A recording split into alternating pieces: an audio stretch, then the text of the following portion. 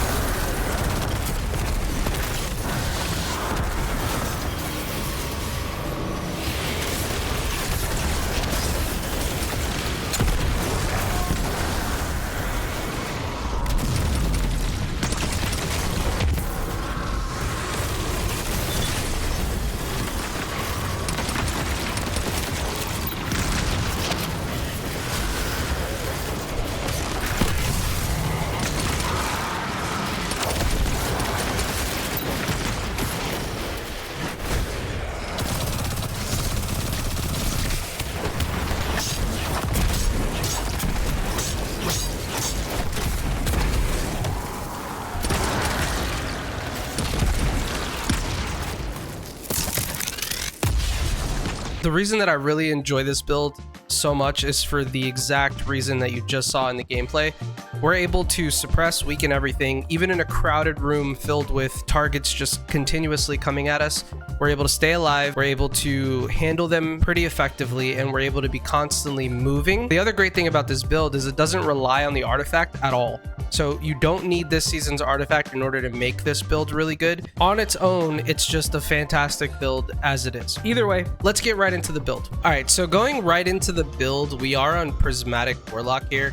Now, the super of choice is Song of Flame. I still believe firmly that Song of Flame is one of the best supers on Warlock and probably one of the best supers on the Prismatic subclass in general.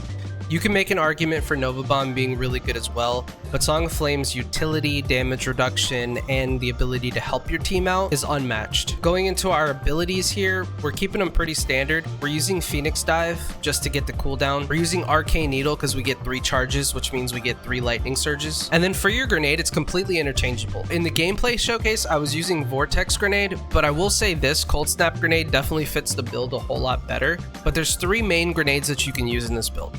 You can either use Cold Snap Grenade, you can use Storm Grenade, or you can use Vortex Grenade. If you find yourself needing additional weakening, I would say go with Vortex Grenade. If you find yourself having to kill overload champions from far away, then I would say go with Storm Grenade. And if you have a hard time getting your Transcendence back up, then I would say go with Cold Snap Grenade. It allows you to fill the darkness side of your Transcendence meter extremely quick. Now, going into the aspects, we are running Lightning Search. It's the main ability that we're using, and it also allows us to jolt targets, stuns overload champions, weakens and suppresses everything in the area because of Felwinter's Helm. Then we are using Feed the Void to gain our Devour. This just helps so much with the survivability. As you guys saw in the gameplay showcase, we were able to stay in that congested room with all of those enemies, and we didn't really have too much of a difficult time because we were able to reproc Devour over and over. That coupled with the fact that you have Phoenix Dive, you have all the survivability that you need. Now, going into the fragments, we kept it pretty simple here. So we are running Facet of Protection.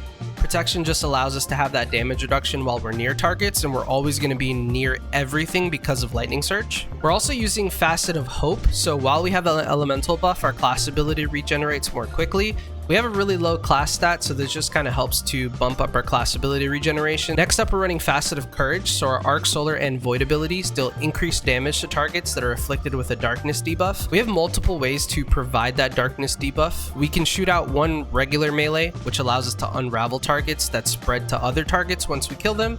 So this allows us to debuff the entire battlefield. And we also have Cold Snap Grenade, which allows us to freeze everything, which is another darkness debuff. So both of these things allow our Lightning Surge to deal more damage. Next up, we're running Facet of Dominance. Now, I know Dominance is a little weird in this build, but I will tell you why I use it personally. Dominance works really well when you get your Transcendence filled up and you throw a grenade. Not only does that grenade suck everything into the middle, but it also allows you to weaken those targets because of Facet of Dominance. Then you can use your Lightning Surge, you get increased damage, plus everything's weakened so you're hitting for crit numbers. And then lastly, we're using Facet of Sacrifice. So while we have an Arc, Solar, or Void buff, our ability Final Blows grant bonus darkness energy, which is 100% needed in this build because again, your Lightning Surge is going to fill up your light side of your Transcendence very, very fast. So you need to compensate for the dark side, which is Facet of Sacrifice. And we're always going to have Devour, which is a Void buff, as well as Amplified, which is an Arc buff. And then whenever we pop our super, we have Radiant, which is a solar buff. So we have multiple ways to make sure that our darkness meter gets filled up. Now, the main thing that is going to make this build absolutely cook in Renegades is the fact that we're using Felwinter's Helm. Now, again, I'm taking this into the Renegades campaign. I'm going to be doing it solo, and I'm also going to be doing it on the highest difficulty possible when it comes out. If you guys want to catch that live, I'm actually going to be streaming it on Twitch on the day of release. I'd really love if you guys come out and just hang out with me. That'd be awesome. So if you haven't followed the Twitch, I left it in the link in the description below, as well as our Discord channel, so that way you can see when we go live. The reason that I love Felwinter's Helm so much is because when we're using Lightning Surge, it counts as a melee. And when we get that melee final blow on low health targets, it creates a burst that weakens everything in the area. You combine that with the fact that we're jolting all those targets as well. So we're debuffing them with the weakness as well as the jolt, and we're just rendering them useless. Now, the other thing is you can also do a finisher final blow. And if you do a finisher final blow, it increases the radius of that burst and the length of the weakening effect. If you do end up using your Lightning Surge, going in and hitting a target and they don't die, you can finish them to now get a bigger burst as well as a longer lasting weakening effect on anything else that didn't die. And you can chain this multiple times. That causes the next target to be finishable. You finish them and you can just continue to repeat that over and over. You can also just use your regular strand melee to cause the weakening effect. So if you're going up against a big boss that's gonna obviously not die to a couple of Lightning Surges, you can stay far away, still use your weapons to do damage, and you can just throw a melee in there so that way they can be weakened, so your whole team is doing extra damage to them. Now let's go right into the weapons. Since we're going to be taking this into Renegades and we don't know what the artifact's going to look like, I wanted to use weapons that were going to be pretty neutral across the board and still have some type of utility. First off, we're using New Pace. New Pace is really good because it's a hard-hitting pulse rifle that's rocket assisted, but at the same time, if you get 6 shots into an enemy and you do the special reload, you're also going to suspend that enemy. So it works really well against unstoppable champions intrinsically. On top of that, New Pace gives you your super back very, very fast. Since we're already rocking 100 on the super stat, New Pace is just going to amplify the amount of times that you can pop your Song of Flame. In our second slot, we're running Mida Mini Tool. You can also use your Tide Apex here if you want to, or whatever kind of kinetic weapon you want to use. But the reason I like Mida Mini Tool is because of the utility again. Mine has Heal Clip with Incandescent, which just allows us to scorch things in the area, but also add a little bit of extra survivability, especially if we can't get in and use our melee like we want to. Heavy slot, this is absolutely your choice. Personally, I like using a sword that has Eager Edge just so I can get around a lot quicker. But if you're taking this into a campaign, you might want to use something that has a little bit more oomph to it.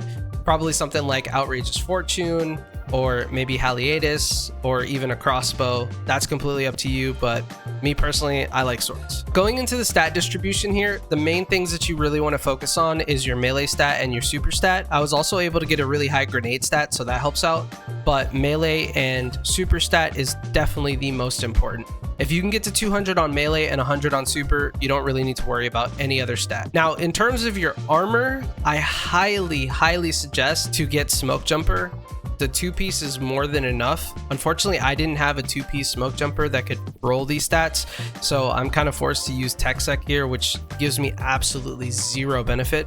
Smoke Jumper set would help a lot with survivability as well, just because you get that damage reduction for picking up the Orb of Power.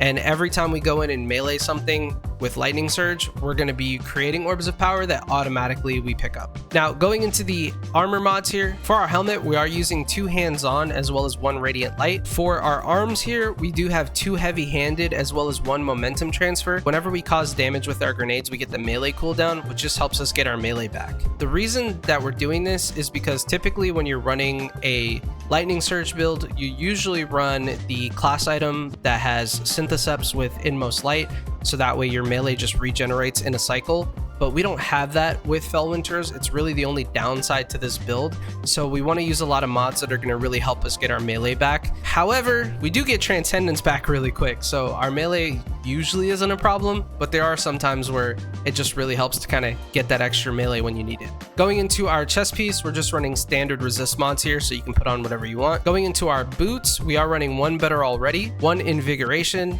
and 1 Strand Weapon Surge. This just allows our New Pace to do extra damage because it's really what we're using to push out damage on things like champions and bosses. And then lastly, in our bond, we are running 1 special finisher, so that way we can get New Pace ammo back, as well as 1 proximity ward, so when we do go in for the finish, we get an overshield. And then we're also running 1 distribution, so we reduce all of our ability cooldowns when we use our class ability near targets. But all in all, that's the build, and like I said, I'm going to be taking this into Renegades. Hopefully you guys enjoyed it. Let me know in the comment section below what's your favorite build and what you're going to be taking into Renegades. If you guys haven't already, subscribe to the channel, drop a like if you liked the video, and let me know down below what you guys thought about it and if there's anything that you would change. If you haven't joined our community over on Discord, definitely do that. We play a lot of different games. We play Destiny 2. We've been playing a lot of Arc Raiders. But anyway, thank you guys for watching. I'll see you guys next time. Goodbye!